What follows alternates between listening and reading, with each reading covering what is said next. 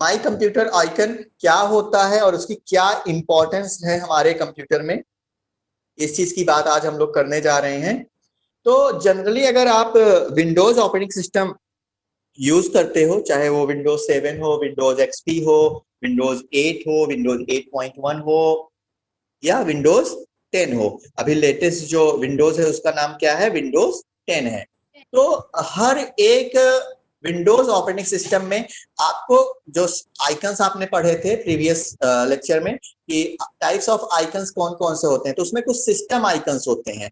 तो my computer का जो आइकन होता है वो कैसा होता है, सिस्टम आइकन होता है। जो आपके पीसी में अगर आपके पास विंडोज 10 है तो ये जो अभी हमने एक टैब से सेलेक्ट किया, यहाँ पे रेक्टेंगुलर बॉक्स में आपको देखिए लिख के आ रहा होगा, तो ये आपका माई कंप्यूटर आइकन होता है। विंडोज 10 में आपको दिस पीसी मिलेगा, ठीक है, विंडोज 10 में आपको दिस पीसी के नाम से मिलेगा, लेकिन विंडोज 7 और विंडोज एक्सपी वगैरह में ये माई कंप्यूटर के नाम से आता है, तो कंफ्यूज होने की जरूरत नहीं है। तो माई कंप्यूटर जो ऑप्शन होता है वो आपके इजी एक्सेसिबिलिटी के लिए दिया जाता है, जहां पे आप क्लिक करके, डबल क्लिक करके अपने कंप्यूटर के सारे वर्चुअल ड्राइव्स को ओपन कर सकते हो। बेसिकली अगर हम बात करें तो माई कंप्यूटर पे जैसे आप 2 बार क्लिक करते हो तो आपके पास माई कंप्यूटर ओपन होके आ जाता है, जिसमें आपके डिवाइस एंड ड्राइवर्स नाम की एक प्लेस होती है, जहां पे आपको आपके सारे हार्ड डिस्क के पार्टीशंस, जो भी वर्चुअल पार्टीशन आपने करे हैं वो डिस्प्ले होते हैं। क्लियर है? Yes sir. ओके। अब यहाँ पे देखो सी ड्राइव है, डी ड्राइव है और ई ड्राइव है, ठीक है। ए और बी यहाँ पे नहीं है, ए ड्राइव और बी ड्राइव नहीं है, केवल सी से ही यहाँ पे स्टार्ट हो रहा है। तो मेरा एक क्वेश्चन है कि सी से ही क्यों स्टार्ट हो रहा है, ए और बी ड्राइव क्यों नहीं? वो फ्लॉपी डिस्क के लिए, फ्लॉपीज के लिए सर वो रिजर्व होती है ऑलरेडी, कौन सी? ए और बी। गुड। और कोई?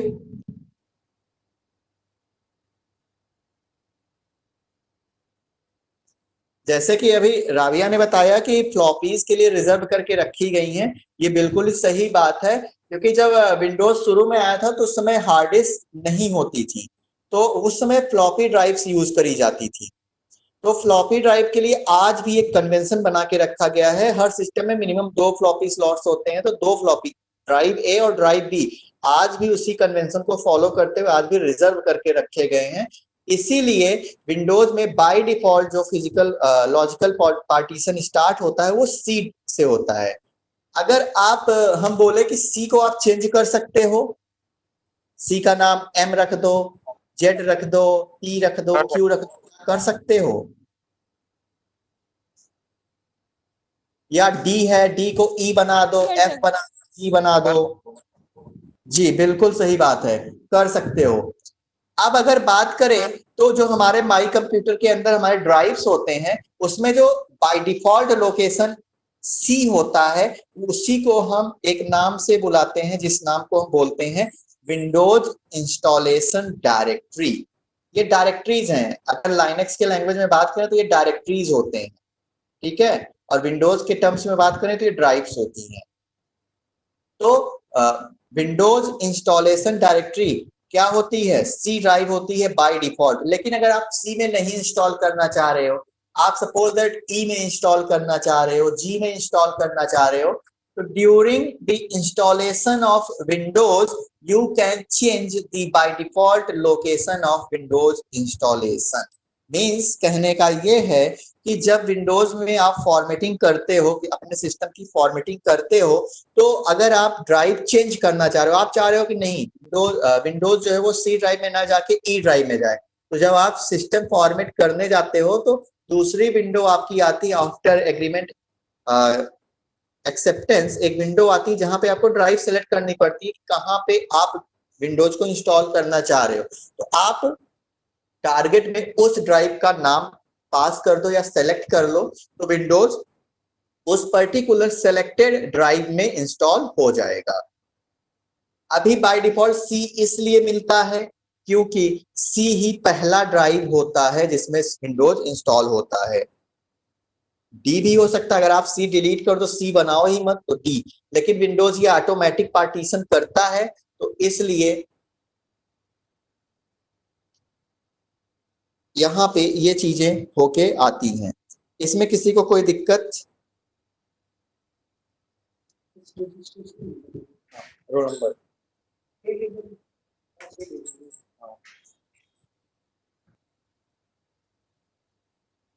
किसी को कोई दिक्कत नहीं है ना?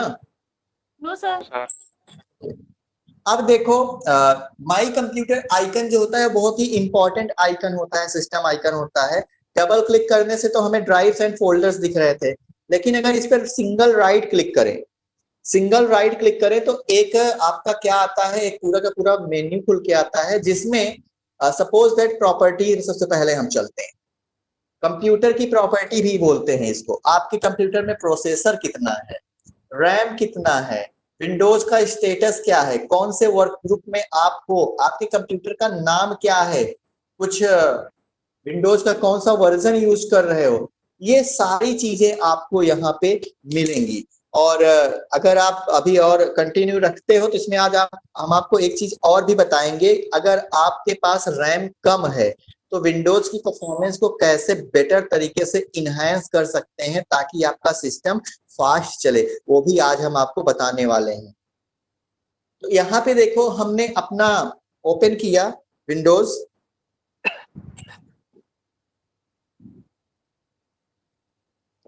तो यहाँ पे एक ऑप्शन आ रहा है view basic information about your computer. तो यहाँ पे अगर हम बेसिक इंफॉर्मेशन की बात करें तो ये जितना चीज हमें यहाँ पे इतना डिस्प्ले हो रहा है, ये सारा का सारा विंडोज का बेसिक इंफॉर्मेशन है। ये सारा का सारा क्या है, विंडोज का बेसिक इंफॉर्मेशन है, जिसमें पहला है क्या, विंडोज का एडिशन, कौन सा वर्जन का विंडोज हम यूज कर रहे हैं, वो विंडोज का एडिशन होता है। तो मेरे पास विंडोज 10 का प्रोफेशनल वर्जन है, ठीक है। फिर उसके बाद सिस्टम की प्रॉपर्टी होती है, ये हार्डवेयर प्रॉपर्टी होती है। प्रोसेसर आप कौन सा यूज कर रहे हो, तो i3 है और 2.10 गीगाहर्ट्ज की इसकी क्लॉक स्पीड है। फिर रैम की बात कर रहे हैं, 4 GB की रैम है। होता है सर, हाँ जी, क्या होता है और क्या करता है ये? कौन सा? 2.10 गीगाहर्ट्ज ये क्या करता है?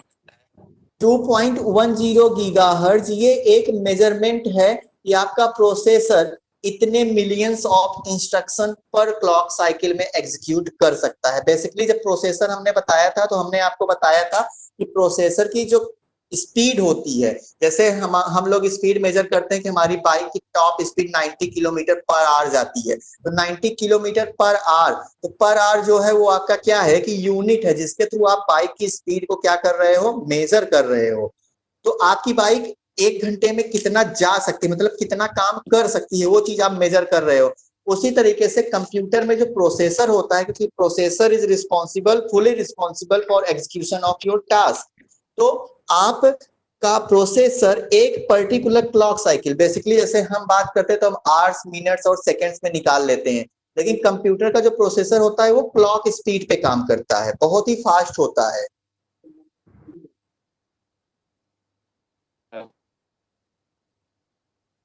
स्पीड होता है, मतलब अगर हम एक जनरल डिस्कशन की बात करें तो जो सपोज दैट 1 सेकेंड में 2.10 गीगाहर्ट्ज, मतलब अगर हम 1 गीगाहर्ट्ज मतलब 1 मिलियन इंस्ट्रक्शन माने, तो 1 सेकेंड में 2.10 गीगा या 1000 मतलब 1 मिलियन, 2 मिलियन 10 वो एक क्लॉक साइकिल में एग्जीक्यूट कर सकता है। बेसिकली ये हर कंप्यूटर में चेंज होता रहता है। जैसे अभी मेरा i3 है, तो i3 में आपका स्पीड 2.10 की क्लॉक स्पीड है, मतलब इतने इंस्ट्रक्शन एक क्लॉक साइकिल में वो एग्जीक्यूट कर सकता है। लेकिन अभी आपका सिस्टम i5 होगा या डुअल कोर होगा या सेलेरॉन होगा या पेंटियम होगा, तो ये स्पीड वहां पे डिफर करेगी, अलग अलग स्पीड होगी। तो ये क्वेश्चन अक्सर नाइलेट एग्जाम्स में पूछे गए हैं कि प्रोसेसर का जो मेजरमेंट होता है उसका यूनिट क्या होता है, या प्रोसेसर की स्पीड को किसमें मेजर करते हैं, तो प्रोसेसर को गीगाहर्ट्ज या मेगाहर्ट्ज में मेजर करते हैं। सेम उसी तरीके से जैसे आप लीटर, किलोग्राम इसमें मेजर करते हो चीजों को, लिक्विड को या सॉलिड को, उसी तरीके से कंप्यूटर एक पर्टिकुलर टाइम पीरियड में कितने इंस्ट्रक्शंस एग्जीक्यूट करेगा, वो चीजें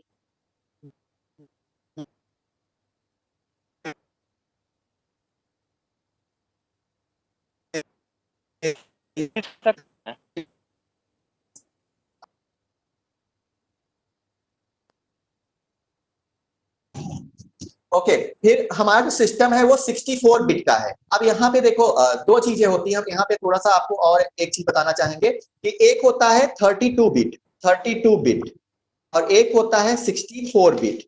इन दोनों के मतलब जो है वो अलग अलग होते हैं। और अक्सर कुछ लोग आपसे पूछ भी सकते हैं कि 32 बिट क्या होता है और 64 बिट क्या होता है। जैसे आप एक सिस्टम फॉर्मेट कराने जाओगे तो वहां पे पूछ लिया जाएगा कि 32 बिट इंस्टॉल कराना है कि 64 बिट इंस्टॉल कराना है। तो आप कंफ्यूज हो जाते हो कि आपको तो पता ही नहीं है कि 32 बिट क्या होता है और 64 बिट क्या होता है।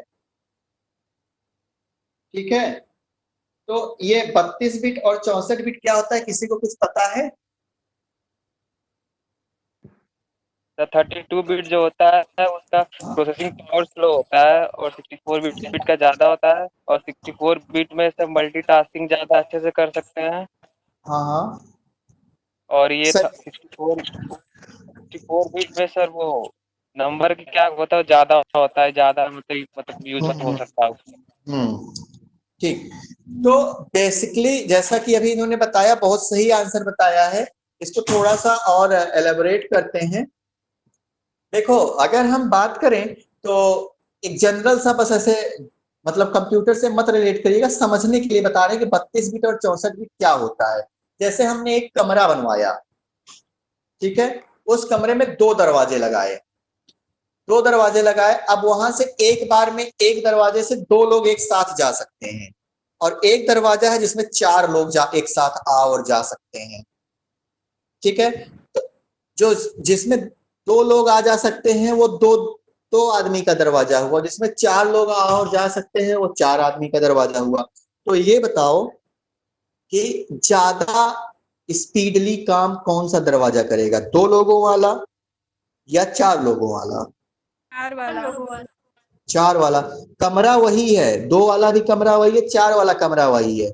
मतलब हमारा हार्डवेयर सेम है, लेकिन हमने क्या करा, कमरे की साइज, मतलब दरवाजे की साइज क्या करी, थोड़ी सी बढ़ा दी। तो हमारे हार्डवेयर का इफेक्टिव यूटिलाइजेशन होने लगा ना। हाँ हाँ सर, और 64 बिट में सर रैम ज़्यादा यूज कर सकते हैं शायद। हाँ, वो तो कैपेसिटी बढ़ेगी ही बढ़ेगी भाई। तो ऐसे ही कंप्यूटर में 32 बिट और 64 बिट है। अब 32 बिट का मतलब समझ लो, जनरली 32 बिट का मतलब होता है कि एक क्लॉक स्पीड में 32 इंस्ट्रक्शन वो एग्जीक्यूट करेगा। मतलब एक बार आएगा और 32 इंस्ट्रक्शन या 32 प्रोसेसेस को वो एग्जीक्यूट करेगा। और 64 बिट वाला क्या करेगा, एक बार में 64 इंस्ट्रक्शंस को वो एग्जीक्यूट करेगा। भाई हमारा बैटरी उतना ही जा रहा है, मतलब लाइट उतना ही कंज्यूम हो रहा है, टाइम हमारा उतना ही जा रहा है, लेकिन वर्किंग कैपेसिटी क्या हो गई, इंप्रूव हो गई 32 बिट और 64 बिट में। ठीक है, विंडोज इंस्टॉलेशन के टाइम आपको ये दिखेगा, एक तो 32 बिट करके दिखता है और 64 वाला आपको दिखेगा x86 करके। क्या करके दिखेगा, x86। अगर आप x86 सेलेक्ट करते हो तो आपका सिस्टम 64 बिट पे इंस्टॉल होगा, आपका विंडोज 64 बिट का इंस्टॉल होगा। लेकिन अगर आप 32 बिट इंस्टॉल करते हो तो 32 बिट आपका इंस्टॉल होगा। क्लियर है? तो हमारा जो सिस्टम है वो 64 बिट का ऑपरेटिंग सिस्टम है, क्योंकि हमारा प्रोसेसर 64 बेस्ड का प्रोसेसर है। अभी जनरली यही प्रोसेसर चल रहे हैं। फिर पेन और टच डिवाइसेस, क्या आपने कोई डिजिटल पेन या टच पैनल वगैरह इंस्टॉल कर रखा है? तो हमने कोई नहीं इंस्टॉल कर रखा है, तो यहाँ पे नहीं दिखा रहा है। लेकिन अगर आपके पास टच में स्क्रीन होगी तो यहाँ पे वो डिवाइस का इंफॉर्मेशन लिख के आएगा। फिर यहाँ पे ये कुछ सेटिंग्स दी हुई, कंप्यूटर का नेम, तो हमारे कंप्यूटर का नेम बाय डिफॉल्ट ये लिया हुआ है, इसको हम चेंज भी कर सकते हैं। फुल कंप्यूटर नेम यहाँ पे लिखा हुआ है। वर्क ग्रुप हमारा बाय डिफॉल्ट है, हमने कोई नेटवर्क वो कुछ ज्वाइन नहीं किया है तो इसलिए यहाँ पे कुछ नहीं आ रहा है, लेकिन अगर आप नेटवर्क पे यूज कर रहे हो तो यहाँ पे चीजें आएंगी। बेसिकली कंप्यूटर का नेम वगैरह यूजफुल होता है जब हम कंप्यूटर को नेटवर्क में सर्च करते हैं। भाई अगर मेले में आप गए हो और मेले में आपको अपने दोस्त को खोजना है, तो सारे आदमी एक ही जैसे हैं, थोड़ा बहुत रंग रूप का डिफरेंस होगा, लेकिन आप अपने दोस्त को कैसे खोजोगे? उसके नाम से खोजोगे ना। Yes, sir. तो यहाँ भी वही चीजें होती हैं। फिर विंडोज एक्टिवेशन, यहाँ पे काफी लोगों को प्रॉब्लम आती है कि उनका विंडोज क्योंकि पायरेटेड यूज करते हैं तो एक्टिवेट नहीं होता या फिर दिक्कत आती है, तो यहाँ पे थोड़ी सी दिक्कत आती है लोगों को। विंडोज एक्टिवेशन में आपको दिखेगा कि आपका जो विंडोज है वो एक्टिवेटेड है या नहीं। आपका विंडोज अगर जेन्यून है या आपने क्रैक वगैरह जो भी करते हो वो सब किया हुआ है तो विंडोज एक्टिवेटेड आएगा, otherwise Windows is not activated. अगर ट्रायल पीरियड में है तो लिख के आएगा कि Windows is in trial period, 20 days remaining या 10 डेज रिमेनिंग या 8 डेज रिमेनिंग, ऐसे करके आएगा। ठीक,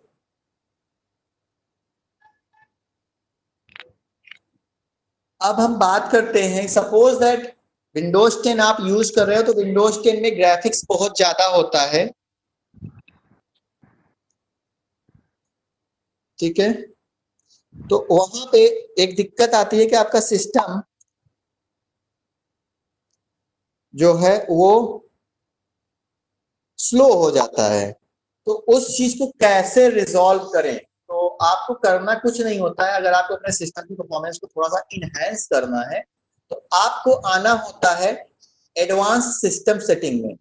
हम पूरा प्रोसेस आपको फिर से बता दे रहे हैं, 1 मिनट का टाइम लगेगा, एक लोग हैं उनको हम, तो आप इसके लिए क्या करोगे, माई कंप्यूटर पे जाओगे, राइट क्लिक करोगे और प्रॉपर्टीज में जाओगे, ठीक है।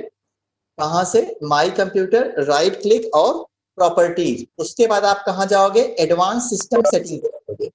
कहां पे चलोगे? एडवांस सिस्टम सेटिंग पे चलोगे। अब एडवांस सिस्टम सेटिंग में आपको ढेर सारे ऑप्शंस दिखेंगे। जैसे अगर आपको कंप्यूटर के नेम चेंज करने हैं तो कंप्यूटर का नेम आप यहाँ से चेंज कर सकते हो, ठीक है। नेटवर्क आईडी वगैरह भी आप यहाँ पे जनरेट कर सकते हो अगर आप डोमेन वगैरह पे रजिस्टर्ड हो, ये सारी चीजें यहाँ पे होती हैं। हार्डवेयर से रिलेटेड चीजें आपको यहाँ पे मिल जाएंगी, डिवाइस मैनेजर वगैरह मिल जाएगा। एडवांस पे आते हैं, हमारे काम की चीज यहाँ पे हमें मिलेगी। एडवांस पे आएंगे, यहाँ पे लिखा हुआ है परफॉर्मेंस। तो हमें अगर कंप्यूटर की परफॉर्मेंस को इनहेंस करना है तो हम एडवांस पे आएंगे, सिस्टम प्रॉपर्टीज के अंदर एडवांस टैब के अंदर परफॉर्मेंस वाले ऑप्शन पे आएंगे और यहाँ पे सेटिंग करके एक ऑप्शन है, इसको हम ओपन करेंगे। यहाँ पे ओपन करते ही एक बॉक्स खुल के आएगा परफॉर्मेंस ऑप्शंस करके। परफॉर्मेंस ऑप्शन पे यहाँ पे कुछ ऑप्शंस दिए हुए हैं, जैसे let Windows choose what's best for my computer. ये बाय डिफॉल्ट ऑप्शन होता है, ये मतलब बाय डिफॉल्ट सिलेक्टेड होता है। इसमें कंप्यूटर खुद से अपने आप को सेलेक्ट चीजों के हिसाब से चेंज कर लेता है। लेकिन अगर हमने कहा नहीं, हमें बेस्ट परफॉर्मेंस चाहिए, तो यहाँ पे क्या होगा, ग्राफिक्स वगैरह थोड़ा सा डाउन कर दिया जाएगा और आपकी परफॉर्मेंस को, सॉरी अपीयरेंस को इनहेंस कर दिया जाएगा। मतलब कंप्यूटर की परफॉर्मेंस डाउन हो जाएगी लेकिन आपका ग्राफिक्स बहुत अच्छा दिखेगा। फिर तीसरा ऑप्शन होता है कि यहाँ पे आपका ग्राफिक्स बिल्कुल भी नहीं रहेगा, ग्राफिक्स हटा दिया जाएगा और उसको बेस्ट परफॉर्मेंस मोड पे रख दिया जाएगा। कंप्यूटर बहुत फास्ट काम करने लगेगा। तो अगर आपके पास रैम की कमी है, आप रैम कम रखते हो, तो आप ये वाला ऑप्शन यहाँ से चूज कर सकते हो। तो सिस्टम अपने आप ऑटोमेटिकली जो होगा वो बेस्ट परफॉर्मेंस, जैसे अभी आपने मेरे विंडोज को देखा, अब हम इसको यहाँ पे बेस्ट परफॉर्मेंस पे ले जा रहे हैं। तो हमने देखो ये किया, अब ये थोड़ी देर प्रोसेस करेगा, 10 से 15 सेकेंड, और ओके कर दिया। तो देखो एनिमेशन काफी हट गया, आप देख रहे होगे, है ना। काफी एनिमेशंस आपके यहाँ पे अब नहीं दिख रहे होंगे, जो भी चीजें आ रही हैं। Yes sir. सिस्टम काफी फास्ट अब चल रहा है। लेकिन हम फिर से प्रॉपर्टीज पे जाते हैं और एडवांस सिस्टम सेटिंग पे चलते हैं और सेटिंग पे आ जाते हैं। अब हमने कहा कि बेस्ट अपीयरेंस पे आ जाओ, तो इसको हमने करा। अब देखो एक मैसेज आ गया कि meeting will and in 5 minutes. Okay, कोई बात नहीं। तो यहाँ पे हमने इसको ओपन करा, ओके करा, ये आपका अब बेस्ट अपीयरेंस पे आ गया। अब आपको ग्राफिक्स बहुत तगड़ा मिलेगा।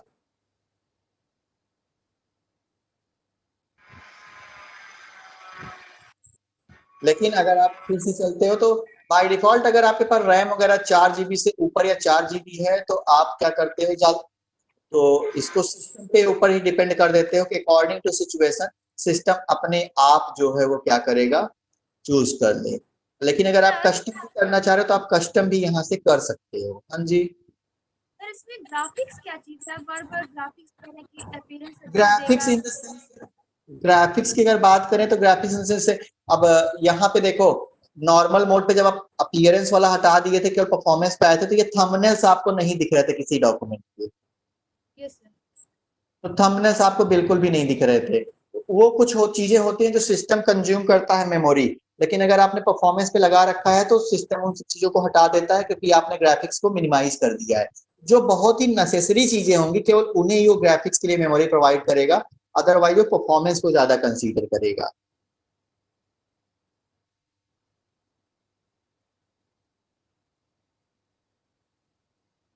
क्लियर है इतना? Yes sir. ठीक है। तो ये चीजें आपको यहाँ से मिल जाती हैं। अगर अब हम माई कंप्यूटर आइकन की बात करें तो इस तरह का आइकन आपको दिखता है। क्लियर? Yes sir. फिर उसके बाद आपका रिसाइकल बिन होता है।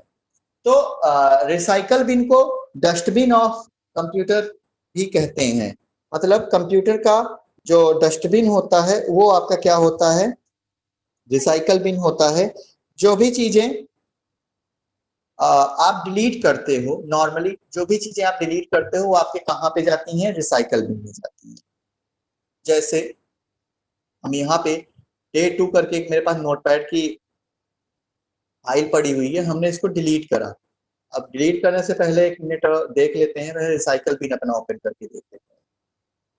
तो ये रिसाइकल बिन हमारा ओपन है, ठीक है, आपको दिख रहा होगा। अभी क्या दिख रहा है, दिस फोल्डर इज एम्प्टी। हमने डे 2 को सेलेक्ट करा और क्या करा, डिलीट कर दिया। कहाँ आ गया,